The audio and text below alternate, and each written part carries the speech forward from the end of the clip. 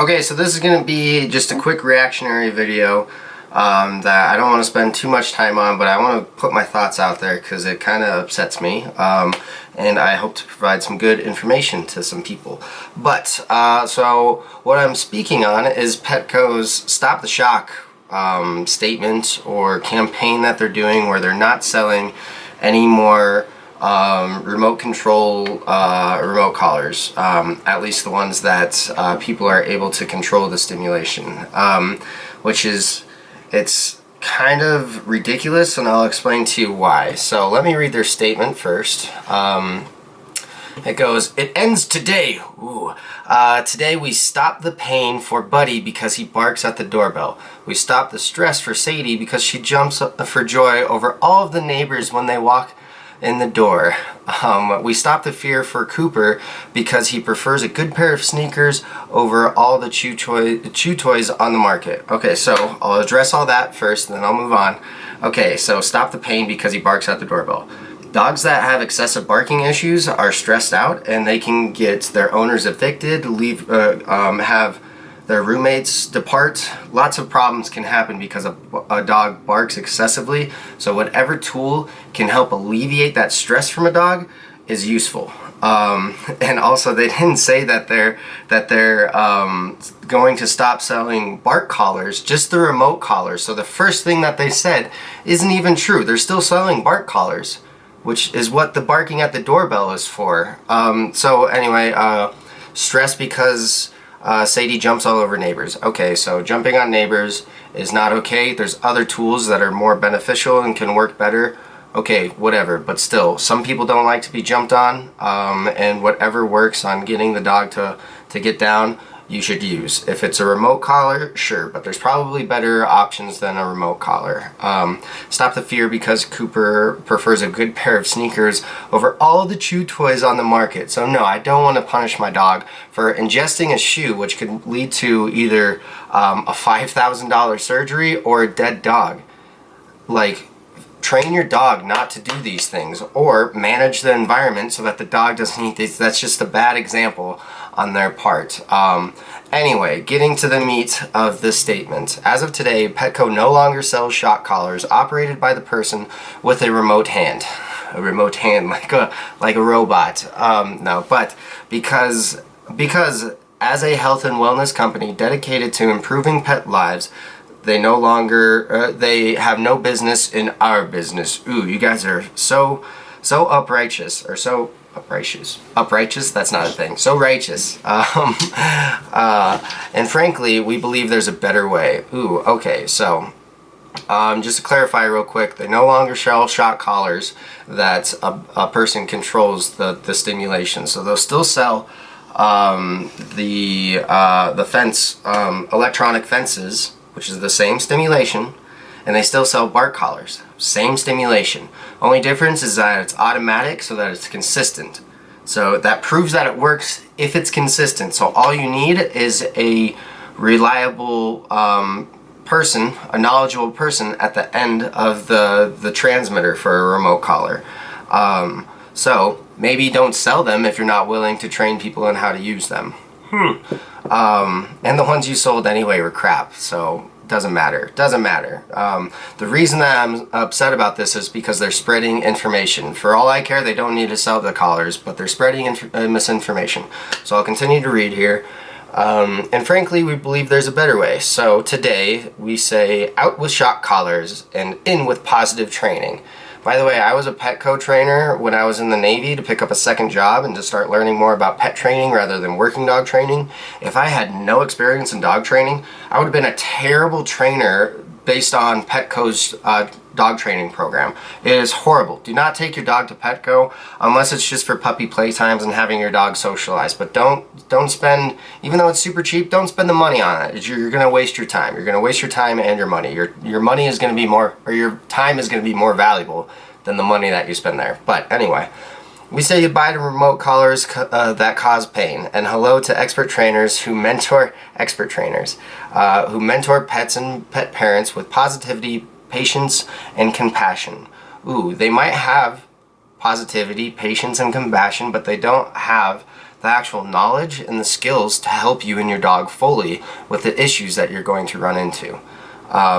It's just, sorry, but it's true. Don't spend your money on a Petco trainer. You're not going to get much in return. You're going to get a dog that listens when they want to, which is 95% of my clients when I have a consultation with them. Yeah, my dog knows these things, but he doesn't when he wants to. And it's because of purely positive training like Petco. So today we call on the rest of the pet industry and anyone who loves pets to join our movements and help us drive positive change beyond just Petco. You're not saying that you're just trying to pressure other people into following along with, if you care about dogs, you'll join us. But no, you're just trying to separate you from other places like PetSmart or anywhere else that might sell these tools, so that you can bring in that clientele that has a strong opposition against a tool like this. Today we encourage anyone using or looking for shock collars. They're called remote collars or electronic collars. It's not a shock, it's stimulation. It's like a TENS unit. That's what it is. So you guys are misinformed in your official statement. The whole thing is, but looking for shock collars to consider training with treats instead of electricity and partnership instead of pain. In fact, we'll cover your first positive training class if you let us. Sure, okay. Learn what we're taking off our shelves and add your voice to the petition below. And thank you always for helping us give our pets the best lives. Cool, bro. Cool, Petco CEO. So, that was their statement about it. First off, why e-collars get a bad rap is because people think that they electrocute dogs, and then the people that give them a bad rap are frustrated owners that think that this is the worst thing I could do to my dog to get rid of this behavior that is driving me crazy. So they throw it on the dog without understanding how it works. They hike it up to 100% and they zap the dog, and that is abuse. The dog has no idea what it was or why it happened, or how to avoid it. And then there are definitely trainers that abuse dogs too, because they cut corners and they don't take the time to thoroughly educate the dog on what the stimulation means and how to avoid it. So how to properly use them, I use them only on about 10% of the dogs I train, because I can get most of my results with just leash pressure training. And the dogs that I do use it on, I use it because they know when they're off leash and they decide that they don't have to do anything anymore. So a properly trained remote collar is like having a leash on your dog at all times. So the way that you use it is the same as leash pressure training, where you add the lowest stimulus that they can feel, which usually humans can't even feel on them. It's just a little tingle.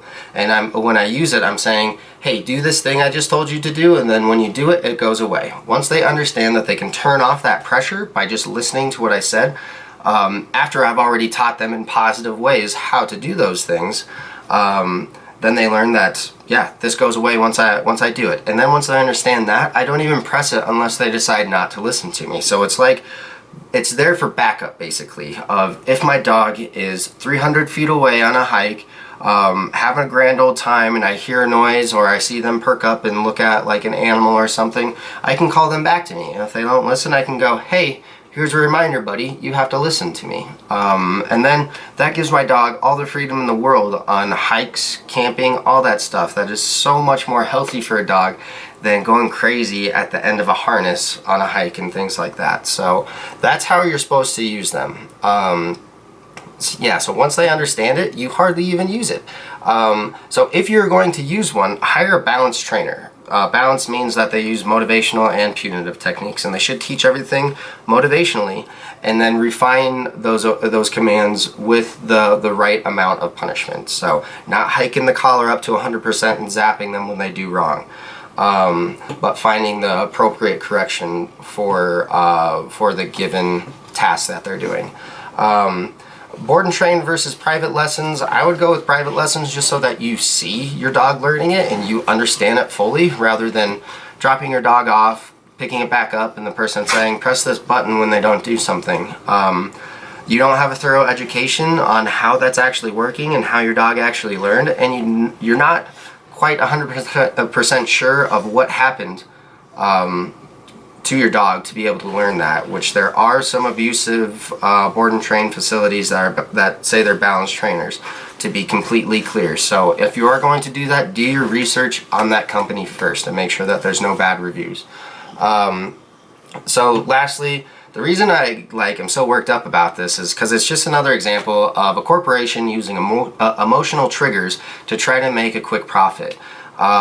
They use language that causes a visceral reaction like fear, pain, stress, and they try to work up that emotion while downplaying how useful the tool is, so that your fear response center, your amygdala, makes the decision for you. You're like, well, I don't want to cause my dog any stress, pain, or fear, so I'm on board with you, Petco, while not knowing like what an electronic collar actually is.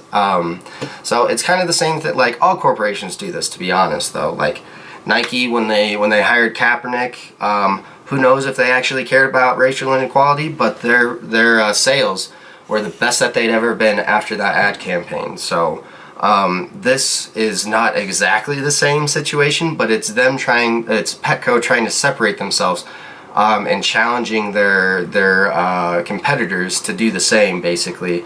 But not really. They're just trying to capitalize on your emotions and be like, oh yeah, Petco was first, and they're going to never hurt my dog, while they still sell prong collars, they still sell electronic fences and bark collars. So it's just a tactic, guys. Don't fall for it. So this is spreading misinformation, and I'm not going to support them monetarily in any way. I try to vote with my dollar, and if you feel the same way, do the same. Buy treats and food at other stores, and let them know that like this didn't work on you specifically. Well, you can't directly let them know, but let them see in their sales charts that it didn't work on everybody. And yeah, if they truly cared about what they were saying, they would stop selling all forms of corrective equipment, which honestly, their remote collars are crap anyway. If you're looking to buy one, buy a Dogtra or a Pro Educator. Those are the two that I like the best. So yeah, don't go to Petco for any tools like that, especially now you can't get them there apparently, but just don't go there in general if you agree with the things that I have to say on this topic. If you have questions though, I am willing to elaborate more about balance training and about remote collar training. Again, I only use it on about 10% of my clients. I would use it on much more, but it's just an expensive tool that I can usually get the same results based off of just a leash, if people put the time and energy into it. But e-collars are an amazing tool for a lot of dogs, and to villainize them is just spreading information. So don't fall for this, guys. Thank you for watching this, and have fun training your dog.